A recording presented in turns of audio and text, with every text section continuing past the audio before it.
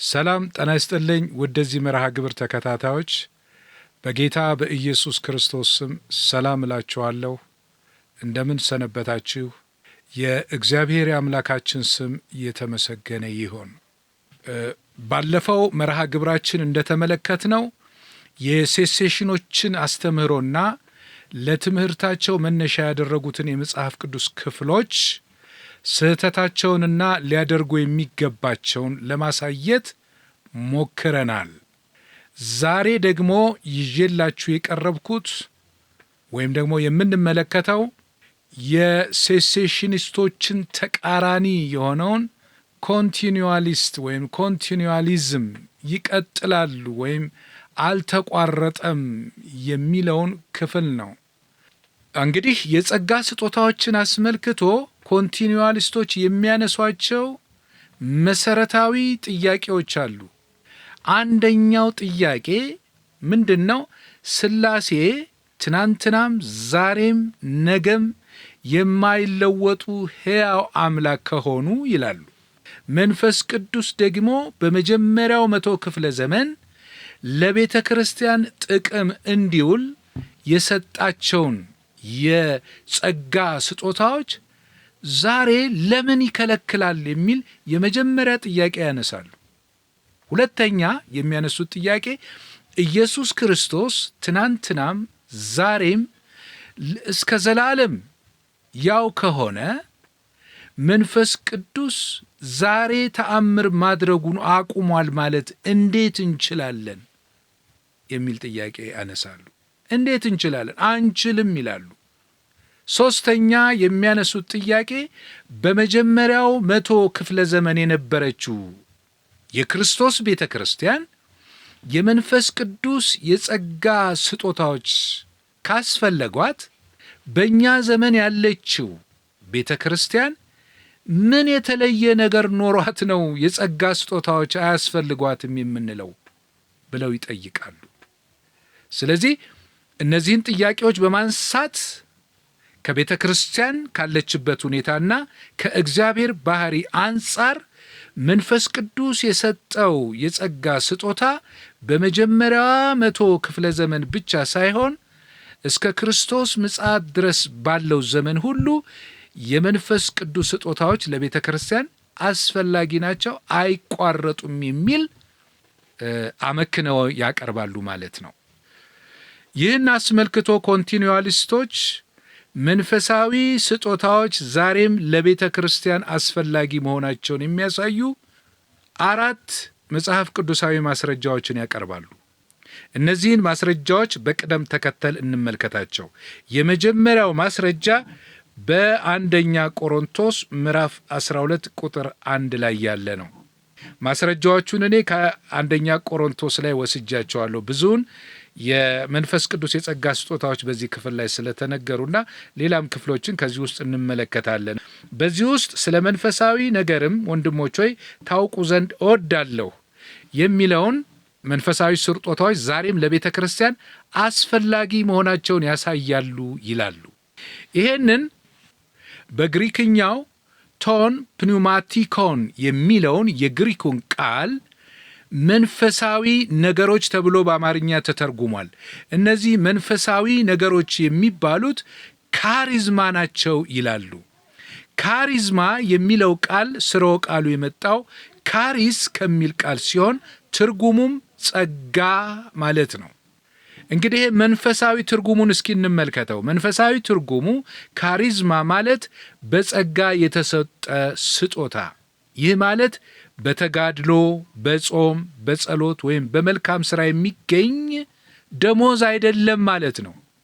ምን ማለት ነው? በሥራ የሚገኝ ቢሆን ኖሮ ጸጋ ሳይሆን ደሞዝ በተባለ ነበር። ነገር ግን እንዲሁ ሰጪው የጸጋ ሁሉ መገኛ የሆነው እግዚአብሔር በሉዓላዊነቱ በኢየሱስ ክርስቶስ ሞትና ትንሣኤ ላመኑ ሁሉ የሚሰጥ የመንፈስ ቅዱስ ስጦታ ነው። ስለዚህ ይሄ ስጦታ እንደ መንፈስ ፈቃድ በእግዚአብሔር ቸርነት የሚሰጥ የጸጋ ስጦታ ነው ማለት ነው።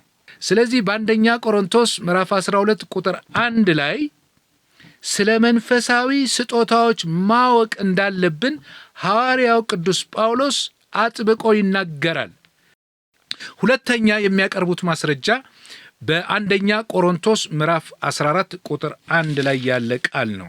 ምዕራፍ 14 ቁጥር 1 ላይ አንደኛ ቆሮንቶስ ምን ይላል? ፍቅርን ተከታተሉ፣ መንፈሳዊ ስጦታንም ይልቁንም ትንቢት መናገርን በብርቱ ፈልጉ ይላል። እዚህ ላይ ሁለት ትእዛዛዊ አንቀጾችን እናገኛለን። የመጀመሪያው ፍቅርን ተከታተሉ የሚል ነው። ተከታተሉ የሚለው በግሪክ ዲዮኬቴ ቴን አጋፔን ፍቅርን ምን አድርጉ? ተከታተሉ። ቀጥሎ ደግሞ ይልቁንም ትንቢት መናገርን በብርቱ ፈልጉ ይላል። በብርቱ ፈልጉ የሚለው ቃል ዜሉቴ በሚል ቃል የተነገረ ትእዛዝ ነው። በዚህ በአንደኛ ቆሮንቶስ ምዕራፍ 14 ቁጥር 1 ውስጥ ባለው ኃይለ ቃል ዲዮኬቴ ተከታተሉ የሚለው ቃል የተነገረው በትእዛዝ አንቀጽ ሲሆን ተከታተሉ ማለት አድናችሁ ለመያዝ ሩጡ፣ ፈልጋችሁ ያዙ፣ አትታክቱ የሚል ነው። ሁለተኛው በዚህ ኃይለ ቃል ውስጥ ያለው አብይ ቃል ዜሉቴ የሚል ነው። ዜሉቴ የሚለው በብርቱ ፈልጉ በሚል በአማርኛ ተተርጉሟል። ይሄ ምን ማለት ነው? ከልብ ተግቶ መፈለግን የሚያሳይ ቃል ሲሆን አሁንም ይሄ ቃል የተነገረው በትእዛዝ አንቀጽ ነው። ስለዚህ መንፈሳዊ ስጦታዎች ይልቁንም ትንቢትን መናገር በብርቱ ፈልጉ፣ አጥብቃችሁ ፈልጉ ስለሚል የመንፈስ ቅዱስ ስጦታዎች አልተቋረጡም፣ የሚቋረጡም አይደሉም ይላሉ። ቀጥሎ አላውያን ማለት ነው። ሶስተኛው ማስረጃቸው በአንደኛ ቆሮንቶስ ምዕራፍ 14 ቁጥር 39 ላይ የተነገረ ኃይለ ቃል ነው። እንዲህ ይላል፣ ስለዚህ ወንድሞች ሆይ ትንቢት ለመናገር በብርቱ ፈልጉ፣ በልሳኖች ከመናገርም አትከልክሉ ይላል። እዚህ ላይ አሁንም እንደ ባለፈው በአንደኛ ቆሮንቶስ ምዕራፍ 14 ላይ እንደተመለከትነው በብርቱ ፈልጉ፣ በልሳኖች ከመናገርም አትከልክሉ የሚለው አትከልክሉ የሚለው ቃል የተነገረው ሜ ኮሉኤቴ በሚል ኃይለ ቃል ነው። ይሄ ቃል እንዲሁ ዝም ብሎ አትከልክሉ ማለት ብቻ ሳይሆን ፈጽሞ አትከልክሉ በሚል ትእዛዛዊ አንቀጽ የተነገረ ቃል ነው። ስለዚህ የጸጋ ስጦታዎች በቤተ ክርስቲያን እንዳይሰሩ ፈጽሞ እንዳትከለክሉ የሚል ቀጣይነት ያለው ትእዛዝ ነው ማለት ነው። ስለዚህ ይሄን እንደ ማስረጃ ያቀርባሉ። እንግዲህ በእነዚህ በሦስቱ ኃይለ ቃላት ማለትም በአንደኛ ቆሮንቶስ ምዕራፍ 12 ቁጥር 1 ላይ ስለ መንፈሳዊ ነገርም ወንድሞች ሆይ ታውቁ ዘንድ እወዳለሁ፣ አላዋቂዎች እንዳትሆኑ እወዳለሁ። ሁለተኛ በአንደኛ ቆሮንቶስ ምዕራፍ 14 ቁጥር 1 ላይ ፍቅርን ተከታተሉ፣ አጥብቃችሁ ተከታተሉ፣ መንፈሳዊ ስጦታንም ይልቁንም ትንቢትን መናገርን በብርቱ ፈልጉ። እንደዚሁም ደግሞ ምዕራፍ 14 ቁጥር 39 ላይ ስለዚህ ወንድሞች ሆይ ትንቢት ለመናገር በብርቱ አሁንም ፈልጉ፣ በልሳኖች ከመናገርም አትከልክሉ የሚሉትን 3 ቃላት እንመለከታለን። ፈልጉ፣ ዜሉቴ በብርቱ ተመኙ፣ በትጋት ሳታቋርጡ ፈልጉ የሚል ትርጉም ይሰጣል ማለት ነው ይህ ቃል። ሁለተኛ ተከታተሉ፣ ዲዮኬቴ ትርጉሙም ተከታትላችሁ ወይም አድናችሁ ያዙ የሚል ትርጉም ያለውን ቃል እንመለከታለን። ሶስተኛ አትከልክሉ፣ ሜ ኮሉኤቴ የሚለው ትርጉሙም ፈጽሞ አትከልክሉ የሚልን ትእዛዝ በእያንዳንዱ በእነዚህ 3 ኃይለ ቃላት ውስጥ ያሉትን አብይ ቃላት እንመለከታለን። ስለዚህ እነዚህ ግሶች ማለት ነው ፈልጉ፣ ዜሉቴ ተከታተሉ፣ ዲዮኬቴ አትከልክሉ፣ ሜ ኮሉኤቴ የተባሉት ቃላት የተነገሩት በአሁን ጊዜ ቀጣይ ትእዛዛዊ አንቀጽ ነው። ምን ማለት ነው? በፕሬዘንት አክቲቭ ኢምፐሬቲቭ ቨርብ ነው። ስለዚህ ይህ የአሁን ጊዜ ቀጣይ ትእዛዛዊ አንቀጽ ትእዛዙ የተሰጠው ይሄ ትእዛዝ በሐዋርያት ዘመን ብቻ ተፈጽሞ የሚቀር ሳይሆን ቤተ ክርስቲያን በምድር ላይ ባለችበት ዘመን ሁሉ ጌታችንና አምላካችን ኢየሱስ ክርስቶስ ከሚመጣበት ዘመን ድረስ የምታደርገው፣ የምትፈልገው፣ የምትሻው የማይከለከል ችላ የማትለው ቀጣይ ተግባርና የማይሻር ትእዛዝ መሆኑን ያስረዳናል ይሄ ክፍል። ስለዚህ ቤተ ክርስቲያን የመንፈስ ቅዱስ የጸጋ ስጦታዎችን መፈለግ፣ መከታተልና በሥራ ላይ እንዲውሉ፣ በአገልግሎት ላይ እንዲውሉ ማድረግ ምን ማለት ነው? ያለ መከልከል፣ ያለ መገደብ ኃላፊነት አለባት ማለት ነው። አደራረጉንና አጠቃቀሙንም አስመልክቶ ሐዋርያው ቅዱስ ጳውሎስ በአንደኛ ቆሮንቶስ ምዕራፍ 14 ቁጥር 40 ላይ ነገር ግን ሁሉም ነገር በአግባብና በስርዓት ይሁን ይለናል። ይሄ እንግዲህ ሁሉም ነገር ባለፈው ይሄን ተመልክተናል።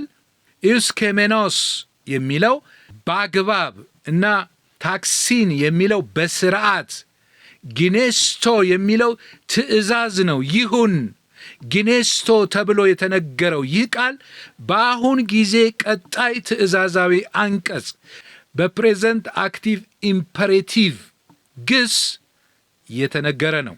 ስለዚህ ይህ የተነገረው ቃል በአግባብና በስርዓት የመንፈስ ቅዱስ ስጦታዎች በቤተ ክርስቲያን ውስጥ መከናወን እንዳለባቸው፣ ቤተ ክርስቲያን ደግሞ ይሄንን የማድረግ ግዴታ እንዳለባት ያመለክታል።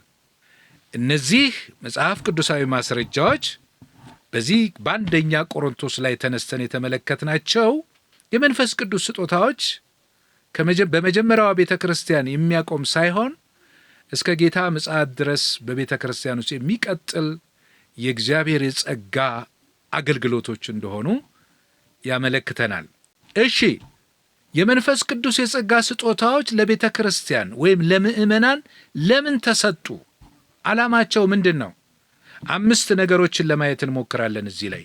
አንደኛ፣ በአንደኛ ቆሮንቶስ ምዕራፍ 12 ቁጥር 7 ላይ እንዲህ ይላል፣ ነገር ግን መንፈስ ቅዱስን መግለጥ ለእያንዳንዱ ለጥቅም ይሰጠዋል ይላል።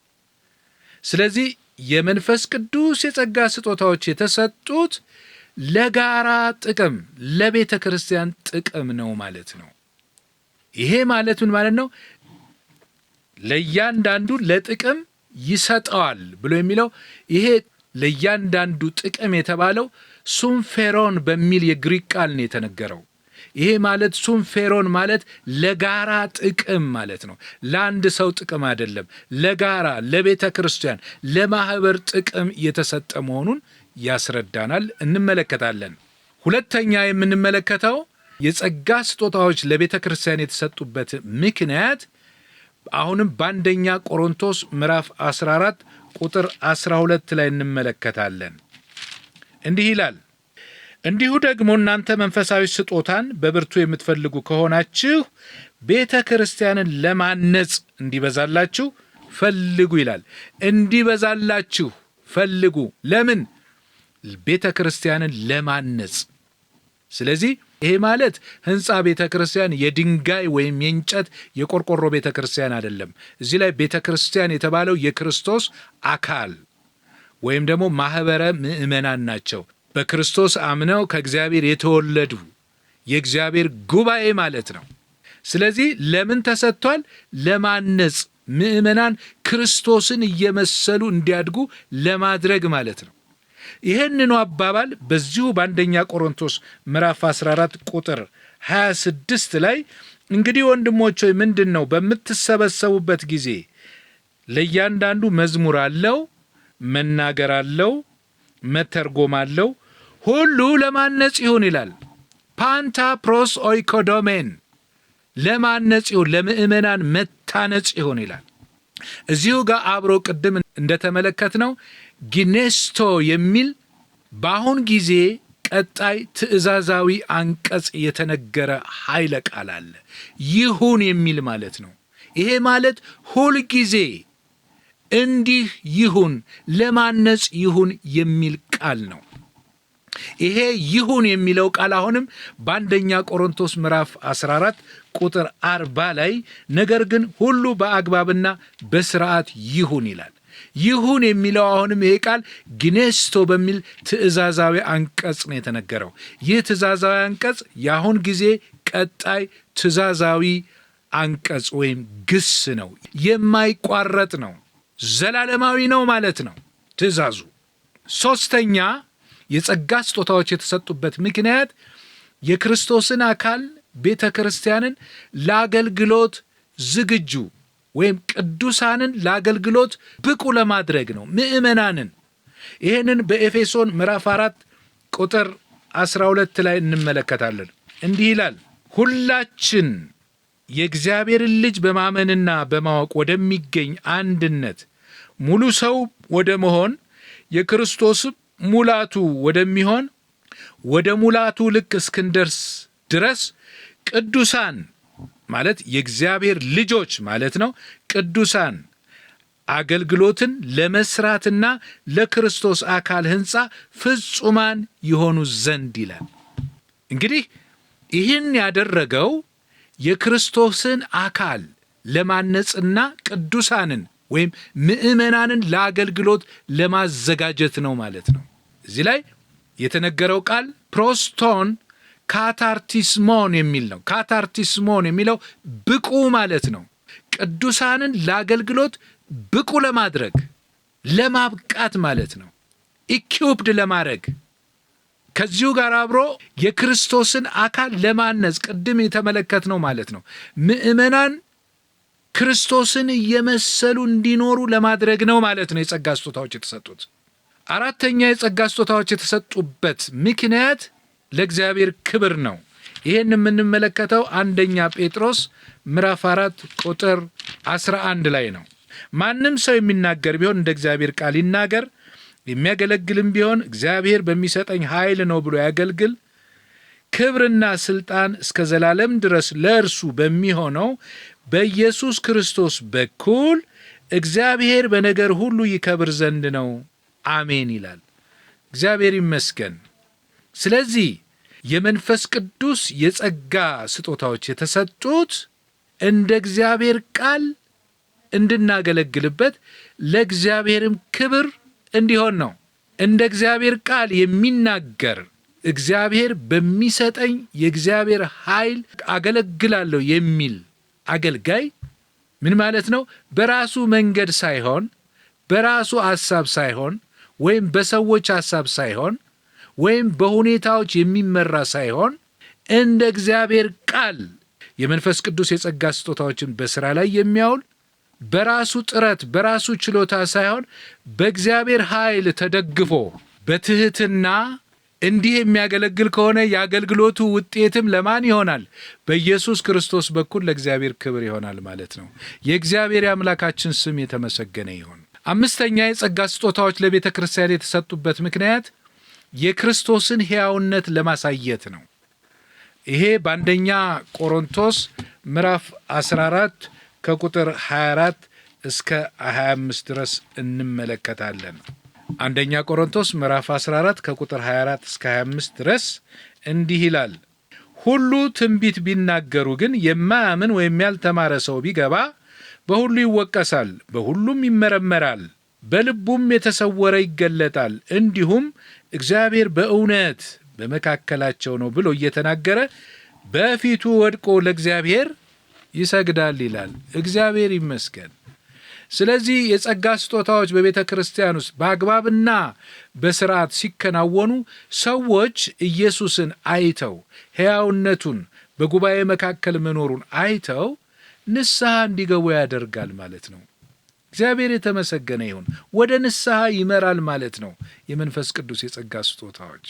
ስለዚህ የጸጋ ስጦታዎች በአግባቡ የሚከናወኑ ከሆነ ለቤተ ክርስቲያን ጥቅም፣ ለምእመናን ጥቅም፣ ለምእመናን መታነጽ፣ ለእግዚአብሔር ክብር፣ ሰዎች ክርስቶስን አይተው በንስሐ ወደ እግዚአብሔር መንግሥት እንዲመጡ ትልቅ አገልግሎት አለው ማለት ነው። ስጦታው ዓላማውን ሲስትና በአግባቡ መጠቀም ሲያቅትስ? በዚህ ጊዜ ደግሞ ትልቅ ችግር ይፈጠራል ወገኖቼ። ይሄን በዚህ ዘመን እንመለከታለን። በዚህ ዘመን የምንመለከተው ስጦታው ዓላማውን ስቶ በአግባቡ መጠቀም ስላቃተን የተፈጠሩ ችግሮችን እንመለከታለን። እነዚህን ችግሮች 5 ችግሮችን እንመለከታለን። ባጭሩ 5 ችግሮችን ላሳያችሁ እሞክራለሁ። አንደኛ፣ አስቀድመን እንደተናገርነው የመንፈስ ቅዱስ ስጦታዎች ለጋራ ጥቅም ሱንፌሮን መሆኑ ቀርቶ ለቤተ ክርስቲያን ጥቅም መሆኑ ቀርቶ ለግል ጥቅም፣ ለንግድና ለገንዘብ ማግኛ ይሆናል ማለት አላግባብ ስንጠቀምበት። ሁለተኛ፣ ቤተ ክርስቲያንን ለማነጽና ለማጽናናት መሆኑ ቀርቶ ኦይኮዶሜን ያለው ማለት ነው። ቤተ ክርስቲያንን ለማፍረስና ለመከፋፈል ይውላል ማለት ነው። ተመልከቱ ወገኖቼ። ሶስተኛ፣ ቅዱሳንን ለአገልግሎት ለማዘጋጀትና ብቁ እንዲሆኑ ከማድረግ ይልቅ ምእመናን የሰው ተከታዮች፣ የዚህ ዓለም ነገር ናፋቂዎች፣ ተንከራታቾች፣ እምነት የሌላቸው፣ ስሜታዊና በእግዚአብሔር ቃል የማይመሩ ሕፃናት እንዲሆኑ ያደርጋል። ትዕግስት የሌላቸው፣ መንፈሳዊ ጽናት የሌላቸው፣ ዓላማ የለሽ ክርስቲያን ያደርጋል ማለት ነው። ያፈርሳል። አራተኛ፣ የጸጋ ስጦታዎች ዓላማቸውን ሲስቱ ለእግዚአብሔር ክብር መሆኑ ቀርቶ ለግለሰቦች ክብርና ዝና መጠቀሚያ ይሆናል። አይ ሐዋርያው፣ አይ ነቢዩ፣ አይ አባ እየተባሉ ትከሻቸውን የሚያሳዩበት፣ ዝናቸውን የሚናኙበት፣ የክርስቶስ ባሪያዎች ሳይሆኑ ራሳቸውን በክርስቶስ ወንበር ላይ ያስቀመጡ ንጉሶች፣ ዝነኞች ይሆናሉ፣ ተመላኪዎች ይሆናሉ። እነዚህ ሰዎች በዲያብሎስ ወጥመድ የወደቁና የሚወድቁ ናቸው ወገኖቼ። እንዴት ያሳዝናል!